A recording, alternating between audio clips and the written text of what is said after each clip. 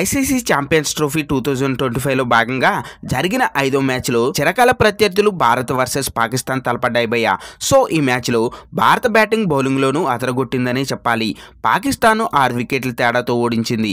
Changing master Virat Kohli మరోసారి అద్భుతమైన బ్యాటింగ్తో పాకిస్తాన్ బౌలింగ్ను దంచికొట్టాడని చెప్పాలి. అయితే విరాట్ కోహ్లీ 100 పరుగుల అజయ్ సెంచరీతో భారత్కు విజయాన్ని అందించాడు. సో పాకిస్తాన్ భారత్ ముందుంచిన 242 పరుగుల లక్ష్యాన్ని భారత బ్యాట్స్మెన్స్ 42.3 ఓవర్లలోనే అందుకున్నారు.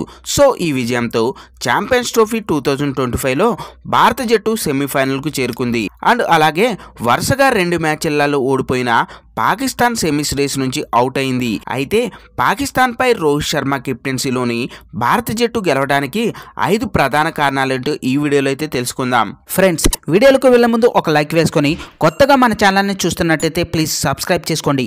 ఇలాంటి మోర్ ఇంట్రెస్టింగ్ వీడియోస్ కోసం పక్కనే ఉన్న బెల్ ఐకాన్ని క్లిక్ చేయండి. ఇక విషయానికి వస్తే నెంబర్ 1, బౌలర్లు ప్రారంభంలోనే వికెట్లు తీయడం. టాస్ గెలిచిన తర్వాత పాకిస్తాన్ కెప్టెన్ మహమ్మద్ రిజ్వాన్ ముందుగా బ్యాటింగ్ ఎంచుకున్నాడు భయ్య. సో పాక్ నిర్ణయం తప్పని ఇండియా బౌలర్లు నిరూపించారు. పాకిస్తాన్ ఓపెనర్లు ఇద్దరు మొదటి 9.2 ఓవర్లో 47 పరుగుల వద్ద అవుట్ అయ్యారు. అందులో 23 పరుగులు చేసిన బాబర్ అజమ్ బిగ్ వికెట్ కూడా ఉంది. నెంబర్ 2, మధ్య ఓవర్లో పాక్ను పరుగులు చేయకుండా అడ్డుకున్న భారత్ బౌలర్లు పాకిస్తాన్ బ్యాట్స్మెన్ను మిడిల్ ఆర్డర్లో పరుగులు చేయకుండా అడ్డుకున్నారు.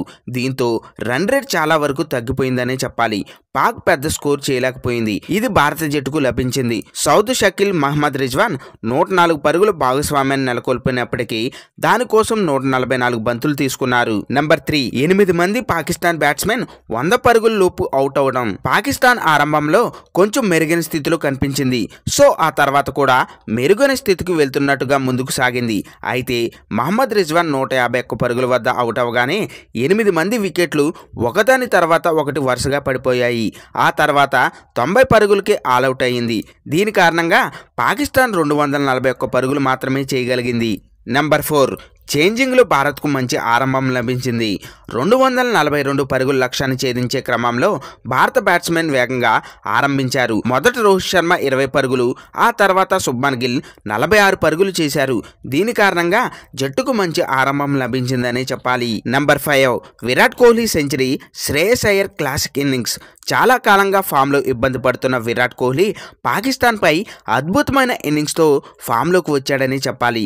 పాకిస్తాన్ బౌలింగ్ను దంచికొట్టాడు. 100 పరుగుల అజయ్ సెంచరీతో పాటు భారత్కు విజయాన్ని అందించాడు. ఇక పాకిస్తాన్ బ్యాటింగ్ విషయానికి వస్తే సౌద్ షకీల్ 62, మహమ్మద్ రిజ్వాన్ 46, ఖుష్దిల్ 38 పరుగులు చేశారు.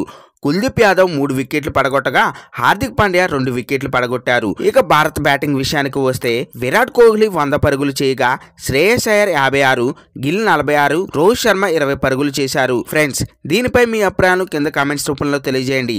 అలాగే ఇలాంటి మోర్ క్రికెట్ ఇన్ఫర్మేషన్ వీడియోల కోసం మన ఛానల్ని సబ్స్క్రైబ్ చేసుకోండి.